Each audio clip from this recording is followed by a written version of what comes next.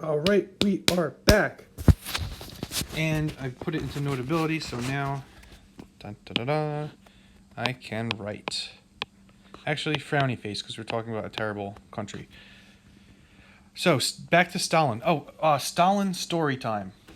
I don't think I've told this story. Hope not, don't want to waste time. But he was such a vicious human being that when he was, I think in his early 20s, he was out on a date, and the girl he was with saw this goat that was stuck in the mud of a river because there had been like a drought and the banks turned like really muddy. And she said, Joseph, can you go save the goat? And he goes over there and he broke its legs and left it there. I think I told you that story, but he left it there to die a horrible, painful death. Yeah, that's him. So, propaganda, again, he's controlling everything. And his quote, literature, cinema, and arts are levers in the hands of the proletariat, which must be used to show the masses positive models of initiative and heroic labor. So, only good things about the state. This one, help build the giant factories. And so this is how the state is building these factories. What Stalin did was he really was the one that industrialized the Soviet Union. So a lot of these are going to be really focused on that aspect of it. Here, another propaganda piece. Now, he's the same size as everyone, but another thing to look at with propaganda is position. Right in the middle. And note the colors of the people that are on his level.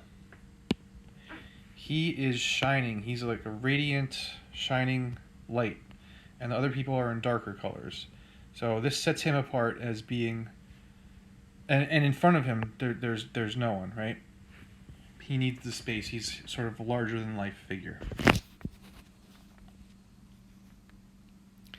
This says what the October Revolution has given to working and peasant women.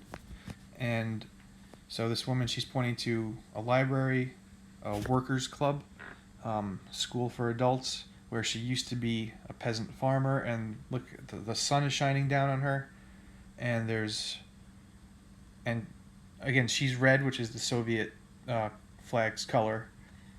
Here are the communist symbols. You have the hammer and the sickle. And so, this is as glory. And the October Revolution, this is the one that was led by Vladimir Lenin that took the Russians out of World War I and killed the Romanov royal family.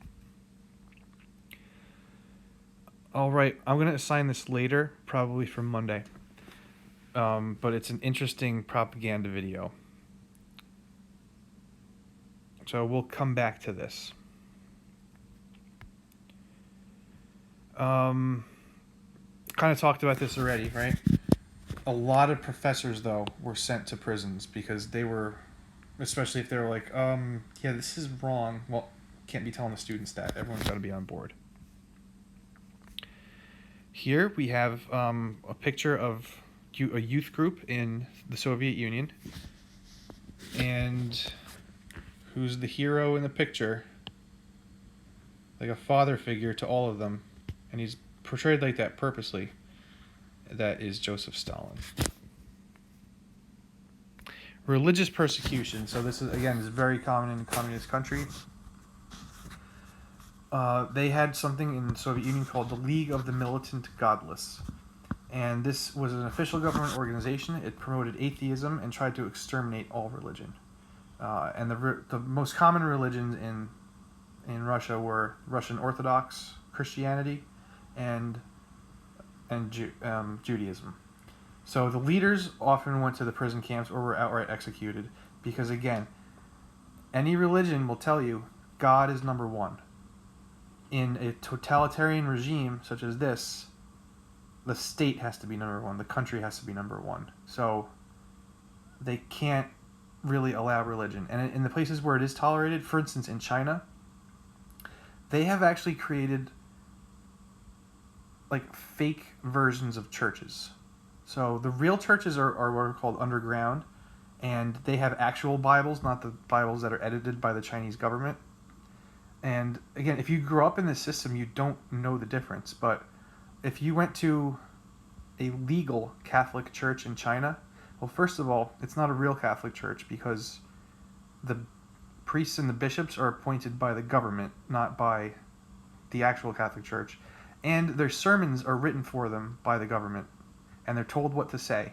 And the same thing would be if you went to a Protestant church in China that was run by the government. It's not a real version of it because they're tricking people into thinking that they're going to church, but the messages are all about how the country's the greatest. So it's amazing in a bad way. Okay, can we interpret this poster? So, if you know anything about the Russian Orthodox Church, they have what are called icons. This is big in Eastern Orthodox. And these are these beautiful pictures of saints or Jesus, as is in this one. What this propaganda piece is telling you is that religion, which is represented by this picture of Jesus, is weighing down the average person. It's limiting them because it's too heavy. And so the militant godless league would put stuff out like this in the Soviet Union to basically try to convince people don't go to church. Stalin and the economy. So what we have here is what's called a command economy. Government tells the different businesses what they're going to do. They make all the economic decisions, and Stalin had what are called these 5-year plans to industrialize Russia. Did they work? Well, it worked well with coal. Steel didn't make that much of a difference. Agriculture, bad, good. Wheat, good. So the result here, yeah, it worked sometimes it didn't. Let's skip on that. We're going to talk about how, so again, with the command economy, you control the means of production. Remember we talked about that with communism, controlling the means of production. To control them, you have to get them. So in 1928, Stalin starts having the government confiscate people's farms. And then they turn them into what's called a collective. And numerous people live there and work on the farm. So if you had this family farm, let's say in your family for like a few hundred years, it's not yours anymore. If you resisted, take a guess at what's going to happen to you.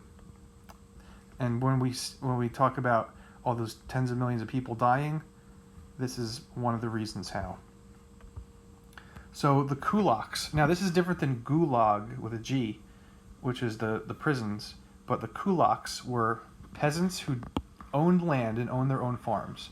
So they weren't wealthy because they were still peasants, but at least they had their own farm.